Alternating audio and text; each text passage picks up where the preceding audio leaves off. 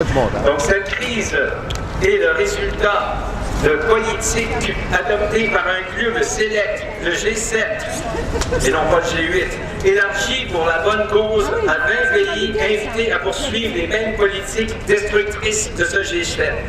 À ce que je sache, il y a plus que 20 pays sur notre planète, mais ça c'est une autre histoire.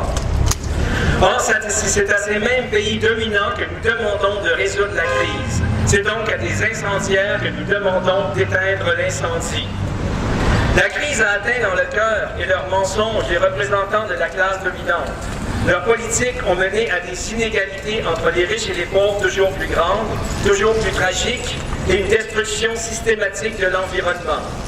Et depuis plus d'un an, ces politiques ont aussi mené à une crise annoncée depuis longtemps qui crée des pertes d'emplois, de la pauvreté, du malheur à haute échelle. Et tout cela frappe d'abord et avant tout les pauvres, ceux des pays du Nord, ceux des pays du Sud, toujours plus nombreux. En réponse à cette crise qu'ont fait les gouvernements les plus puissants de la planète, des déclarations, des belles déclarations, très surprenantes, comme celle d'éliminer les paradis fiscaux, de réglementer la finance, de refonder le capitalisme. Mais que valent ces belles déclarations si elles ne sont pas suivies d'actions concrètes et courageuses? Malheureusement, malgré certaines ouvertures intéressantes de la part du président Obama,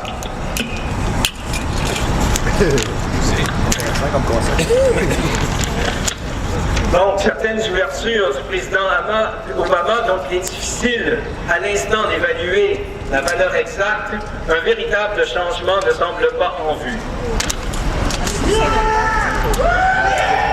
De la part du gouvernement Harper, on n'a même pas eu droit à ces belles déclarations, c'est-à-dire qu'on part de loin. En fait, de tous les gouvernements mondiaux, celui des conservateurs se situe parmi les dernières classes. Il est un cancre parmi les cancres, encore aligné sur les politiques anachroniques du gouvernement Bush, le président le plus impopulaire et surtout le plus calamiteux de l'histoire des États-Unis.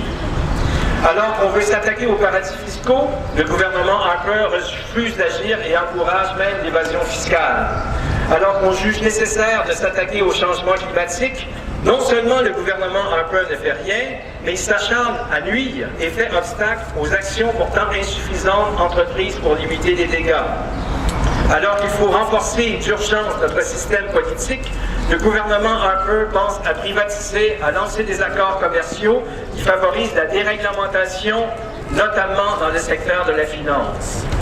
Alors qu'il faut agir rapidement et efficacement, le gouvernement Harper préfère rester inerte dans la lutte contre la pauvreté, dans l'aide internationale, dans la lutte contre les changements climatiques, etc., etc. Mais qu'est-ce que va donc faire ce gouvernement à Londres? Empêcher tout le monde d'avancer comme d'habitude, nous faire honte une fois de plus. Devant l'ampleur de la crise, il est temps d'agir.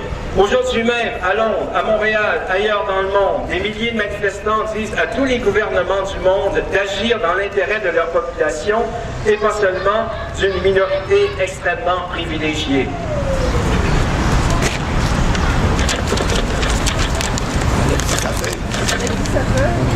Il faut donc établir un contrôle public des banques et du secteur financier. Il faut éliminer les retraites par capitalisation boursière qui rendent les retraités victimes des hoquets de la bourse et dont les intérêts d'actionnaires agissent contre ceux des travailleurs.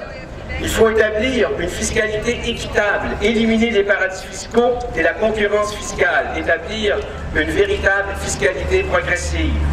Il faut investir massivement dans les services publics. Il faut lutter contre la pauvreté. Il faut protéger l'environnement et agir contre les changements climatiques, et ça efficacement, pas seulement en parole. Plus que jamais, il est temps d'agir. Le système économique mis en place ces 30 dernières années vient de faire la preuve, une fois de plus, comme si c'était nécessaire, qu'il ne marche pas, qu'il nous mène tout droit dans un cul-de-sac. Il ne faut pas compter sur nos gouvernements uniquement pour faire des changements qui s'imposent. Plus que jamais, il faut s'unir, faire pression pour que le gouvernement ne soit plus à l'écoute des gens d'affaires seulement, mais à l'écoute de toutes les femmes et de tous les hommes qui sauront clairement leur dire où aller. Nous sommes probablement à l'aube de grands changements.